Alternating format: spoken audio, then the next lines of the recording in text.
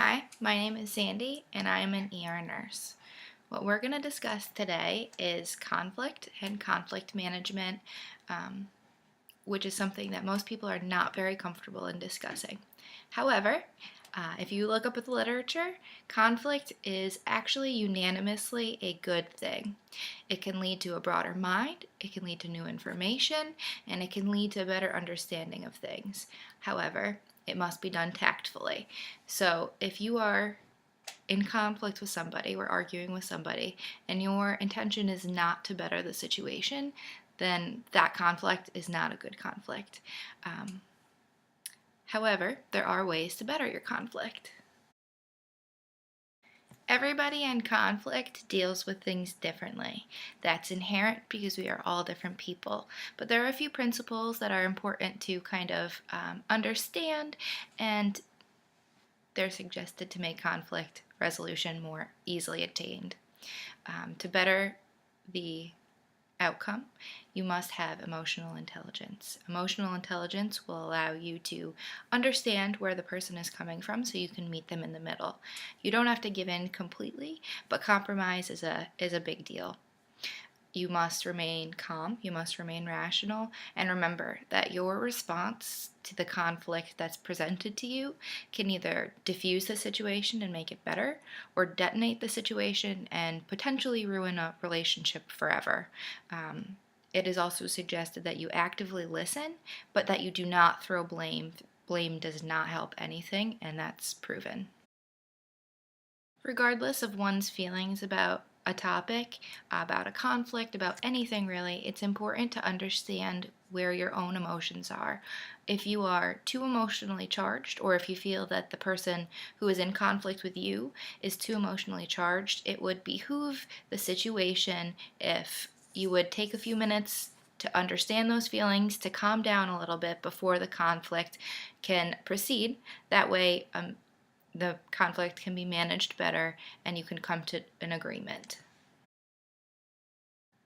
As it was just discussed, I would just like to reiterate that for conflict management to proceed effectively, if you are too emotionally charged, you should wait till this emotion has passed to be able to understand where the other opponent is coming from, be able to actively listen, and to be able to come to a solution together. Feelings do not go away if they are not addressed. You must address your own feelings. You must address the feelings of the person you are in conflict with.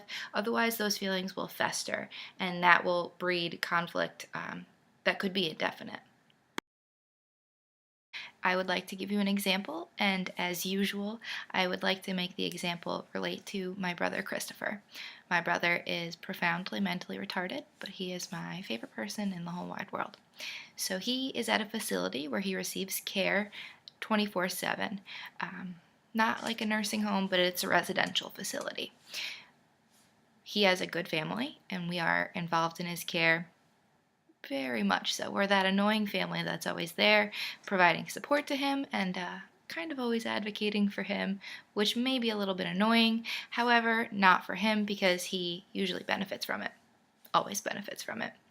So, the issue was that after he was hospitalized for pneumonia, they thought that he maybe got pneumonia because he had aspirated some of the food he was eating. Now, Christopher, while he has the mental capacity of approximately a 6-month-old baby, he is 36 years old and he eats just fine. That's the favorite activity of his. So, they wanted to put him on a thickened liquid diet, which wouldn't be a big deal, but they wanted it super, super thick. Now, Christopher, his favorite thing to eat in the whole wide world is Jello and pudding, aside from maybe some Chef Boyardee for whatever reason. But while he could still have pudding in the Chef Boyardee, he could not have Jello. I was very angry, and so I went in there and I said, he's going to eat Jello no matter what. Not the way to handle the situation. I was very emotionally charged, and I should have instead said, let's discuss this. Let's discuss what's best for him, for his nutrition, and to prevent him from getting sick. So it could have been handled better if I had just taken some time to listen to my own advice and not emotionally charge. I would just like to leave you with the idea that conflict is not a bad thing so long as the intended outcome is proper, and I would like to say thank you for watching.